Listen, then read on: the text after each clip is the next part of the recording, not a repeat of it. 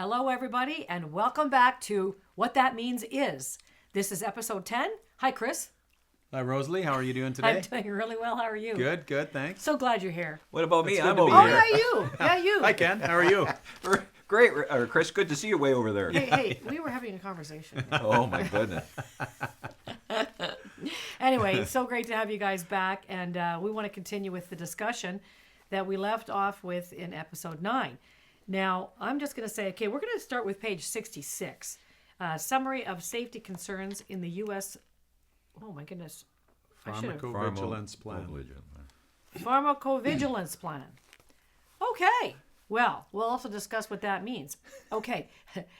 But, you know, when we think about this, what they rolled out, they knew the safety concerns when they rolled out these vaccines for 38 million people. Well, like we discussed in our last episode, that there were things that they knew about. Some of these adverse reactions, they knew about that. They rolled it out to 38 people and proceeded to not only roll it out, but pressure people unrelentingly to get these vaccines.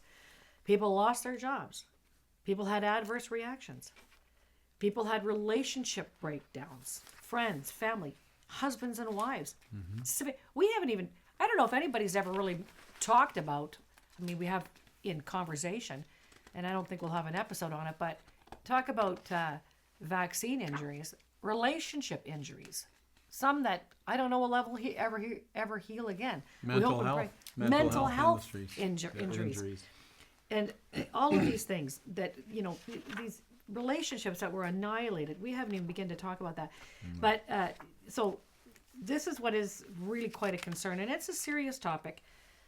So that's what we're going to discuss today. And according to the voluntary data collected, Pfizer identifies a number of safety concerns surrounding the vaccines, and yet there is no indication that either Pfizer, the FDA, or Canada Health undertook any enhancement to the voluntary data collection system they had in place. You see what I'm talking about over here on page 66, Chris? I don't know if you want to add anything toward that before Ken takes over. No, it's very disappointing. Yeah. Well, it's shocking is what it is. It is shocking. I mean, especially since they represented such thorough analysis, and they're going to monitor it so carefully. Yeah, absolutely. I mean, again, what you're seeing on page 66, there's a box at the top, and it says 3.12, Summary of Safety Concerns. This is part of the information that Pfizer gave to Health Canada in order to evaluate whether or not we were going to approve those vaccines. And again, keep in mind, and I just want to go back a few pages and quote the Health Canada press statement, where they said that there was a process, was rigorous. The review process was rigorous, and Canadians could be confident in the results.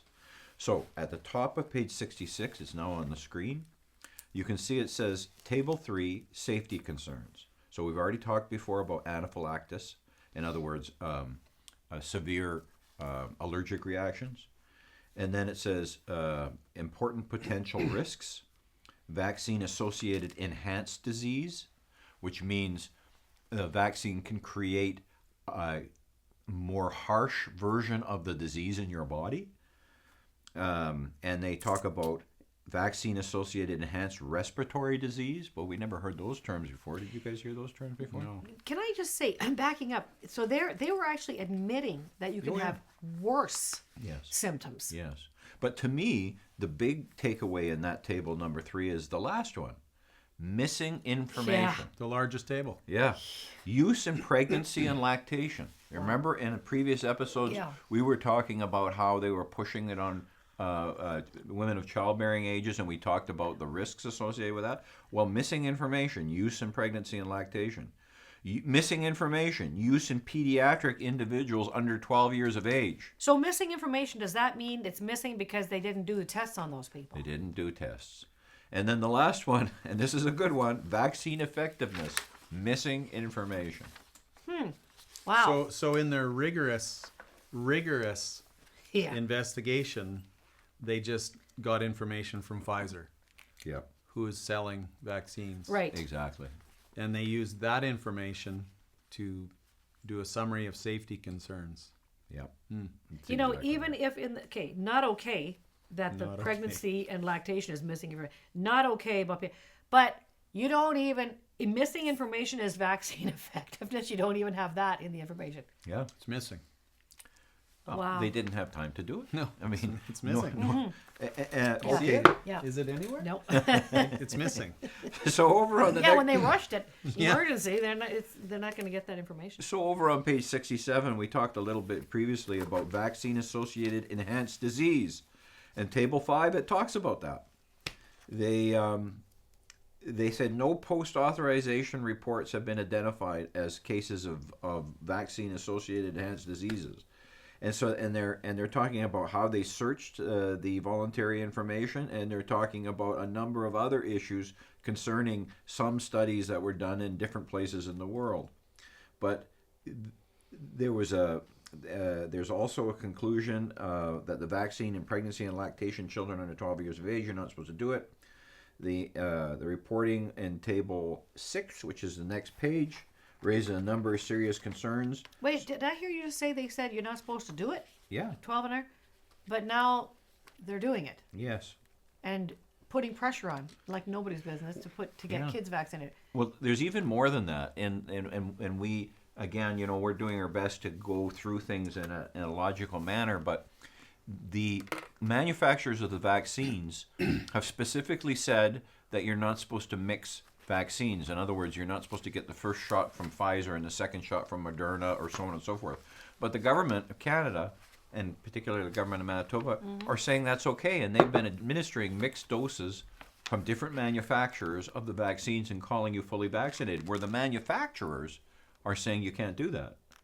I wonder how they came up with that determination. I wonder what blind peer-reviewed testing our government did to determine you could mix the doses. You know what? I didn't know that. Yep, there's like I said, we're doing our best to go through stuff in a logical What were you way. say, Chris? Chris had I was just going to say, on table 5, the important potential risk. It says post-authorization cases evaluation, and in brackets, cumulative to 28th February 2021. Is that right? Yeah. So if you go back to Health Canada authorizes first COVID vaccine, they received information on October 9th from Pfizer. They printed this December 9th, and then not even 100 days later. Am I wrong there? February 28th of 21 Well, from December 9th of 2020. well, yeah, That's not even 100 days for all this damage. yeah. And that's just keep plowing away. Wow. Yeah. Let's And just keep going. Yeah, you're right. This information, Good point. Not even 100 days. yeah, Chris has made a really good point. Yes. So the vaccines were already authorized, and the government didn't have any of this information we're talking about now, and yet from early December to end of February, this data has now come out. And was there a pause in this? Not even close. Well, December 9th, the day of the statement of Health Canada authorization, that didn't mean that they were doing vaccinations December 10th at 8 in the morning. No, they were doing, I think it was the 13th. So it was the 13th it started? Yeah. Yeah, not 100 days, 60, 75 days? So they had this information. We didn't yet, but they had it. That's absolutely right. Close And- to 75 days. Yeah, and they actually provide a fair bit of more detail on the following page 68. So, as of February 28th, the information available to health authorities identified the risks associated with individuals and their babies, as identified by Pfizer, and it gives a list there. Pregnancy cases, 274. So, following the approval of the emergency approval of the vaccines in December, Pfizer Biotech on December 28th, 2021, 2.5 months or 2 1/3 months later, started submitting some information that they were getting, that Pfizer Biotech were getting, with regard to safety concerns. And the first part here had to do with pregnancy. And Chris, do you want to talk a little bit about that? Yeah, sure. Which was on the 312 summary of safety concerns, the pregnancy was missing information. Yeah. Right. Good point. Yeah. So now there's 270 mother cases and 4 fetus baby cases representing 270 unique pregnancies. Pregnancy outcomes for the 270 pregnancies were reported as spontaneous abortion, 23, outcome pending, 5, premature birth with neonatal death, and spontaneous abortion with intrauterine death, 2 each. So that's another 4. And then there's spontaneous abortion with neonatal death and normal outcome, 1 each. So that's 2 more. No outcome was provided for 238 pregnancies. I'm going to repeat that. No outcome was provided for 238 pregnancies. But 2 different outcomes were reported for each twin, and both were counted. Can you explain that a little bit? Well, what it sounds like to me, and it's like everything that we've been examining, it's written in such terms that you can sit and debate what that all means. But from what I read, there are 270 cases they had information that they had some information about, but of the 270, 238 pregnancies, they didn't know what the outcome was. But within the ones that they knew the outcome was, there were this number of deaths, this number of unknown things that had happened with them as well. So those are pretty high. Those are seriously high numbers. Well, with deaths of babies. there's 32 that they know the outcome of, and there was all those issues. Yes. 23 spontaneous abortions, 5 outcomes pending, premature birth, spontaneous abortion with intrauterine death, spontaneous abortion with neonatal death.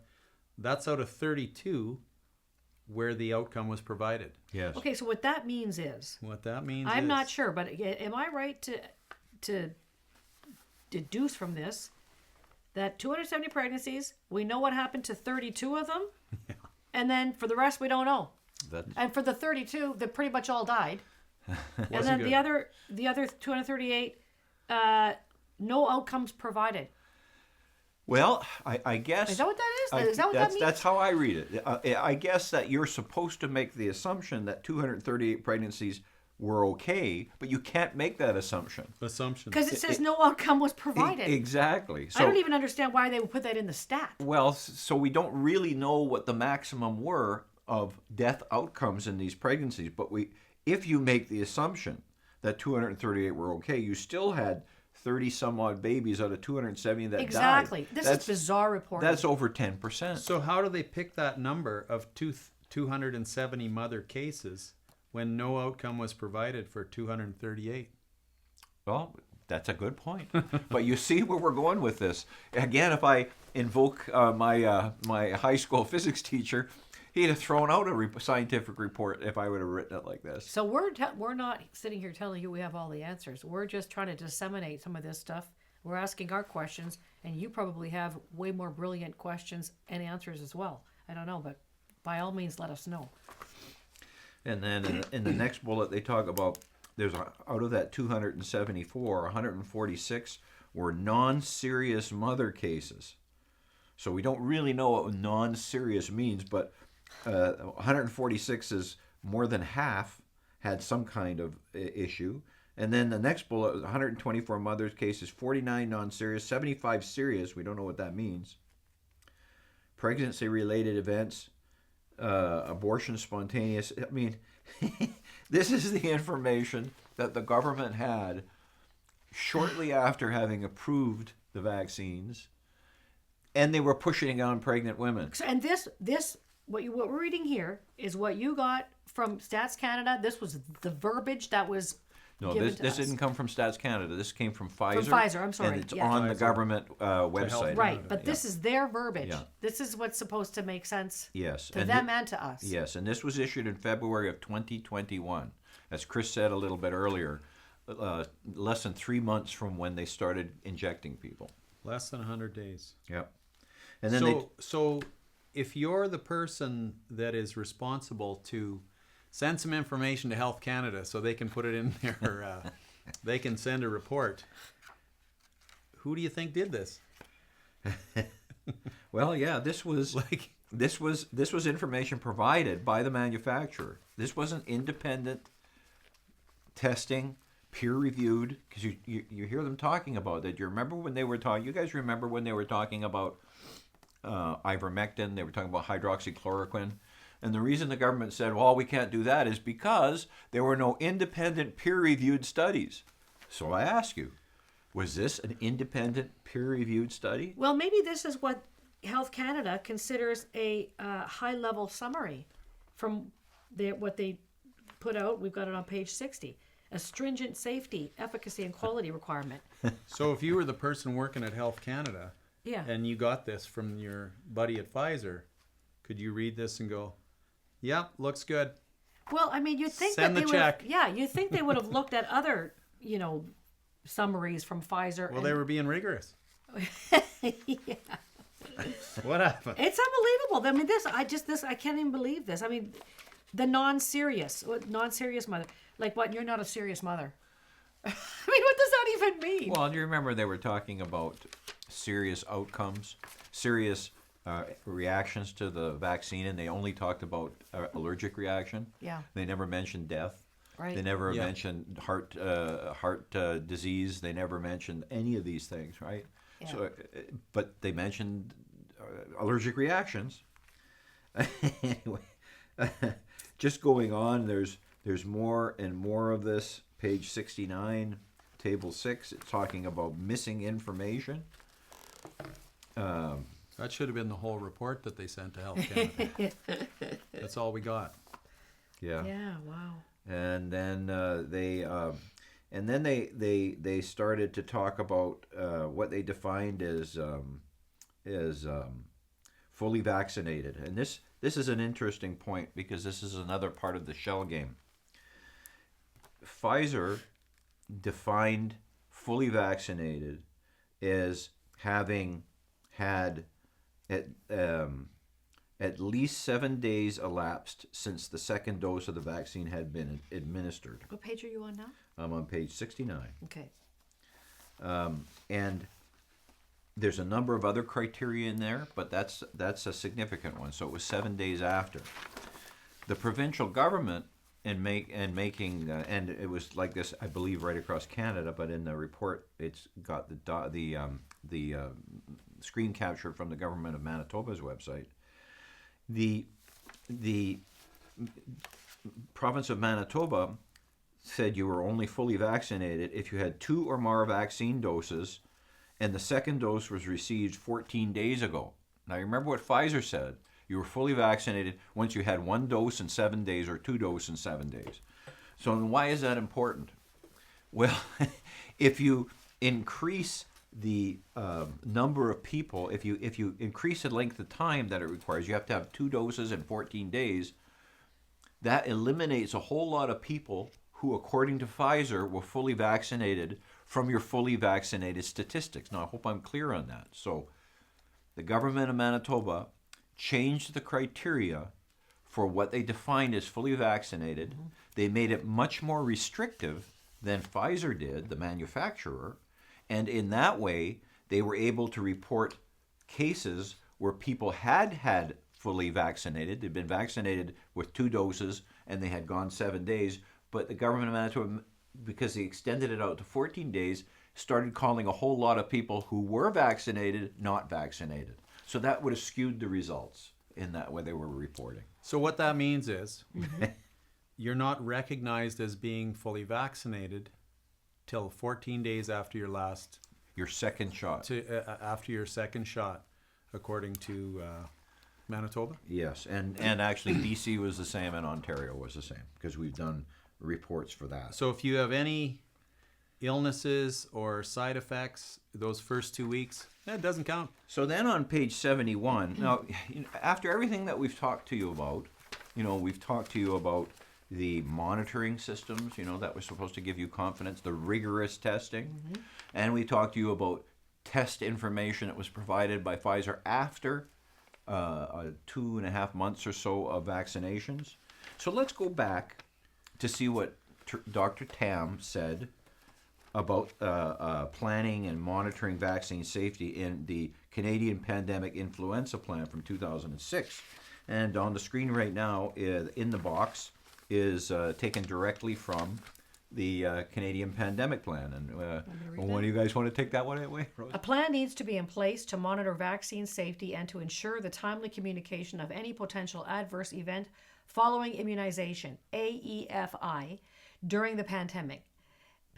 Information on potential AEFIs must still be communicated in a timely manner, etc. So that was contained in the 2006 Canadian Pandemic Influenza Plan. And remember, again, I keep going back to the press release, how you could be assured that there was rigorous testing and a strong monitoring system. So in response to this requirement, in response to what the statement was, in response to what the pandemic plan did, Health Canada took no action except to maintain their already in place voluntary reporting system, a system that most people are not even aware of, that the system exists in Canada. So why would a mandatory system of reporting not have been put in place when a completely new form of injection was being mandated in Canada? Okay. 100%. Especially when there are all these safety concerns we just talked about. Well, there's missing information too. Yeah. And it's also of interest, at least to me, and I'm just reading from the report, folks, that as of writing this report, the reported side effects following vaccination in Canada does not report death as a side effect of the vaccine. Oh, wow. And there's a link there, you can take a look at it. That's the worst side effect. Yeah, Health Canada discusses things like anaphylaxis, but not discussion of deaths. Different countries monitor the vaccine side effects differently. The United States uses what they call the VAERS system. And as of February 25th, 2022, the VAERS system was reporting 811,000 adverse event reports. No, that's also voluntary, correct? That's also a voluntary system. 13,427 of those were deaths. Again, volunteer. And so we have no way of knowing. We don't. We will never have any way of knowing. So when somebody calls in and says, "Hey, my grandpa died of an adverse event from your vaccine," is there somebody there screening it, like they would call him maybe a fact checker, saying, no, maybe he didn't"?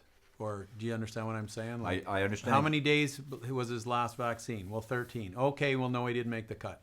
You know, all those things come into play, right? Right. Absolutely. Or we have the person sitting down whose back hurts for a week, or they had a heart attack and they just went in and they didn't relate it one to the other.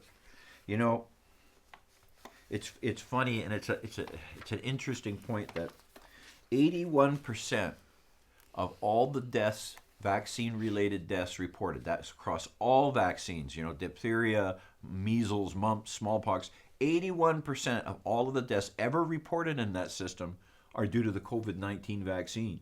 Now, that reporting system has been in place for decades. Mm-hmm. And COVID vaccine, at the point when we wrote this report, had only been out for a year and a half or so. So 81% of the total number of deaths due to all the vaccines are COVID-19 vaccine related. Wow. And to your point, Chris, of not being able to monitor it, how, the person gets sick, how many days after? There's stuff like that happening all the time. Right. For example, even just a couple of weeks ago, my parents are in a nursing home in Sherwood Park. Mm-hmm. They came around for the next jab. This was now the fourth one. Of course, my parents, they did the first two because they felt under duress, but we did not allow anything after that. But boy, the pressure to get it done. So we didn't do the third, and now they came around with the fourth.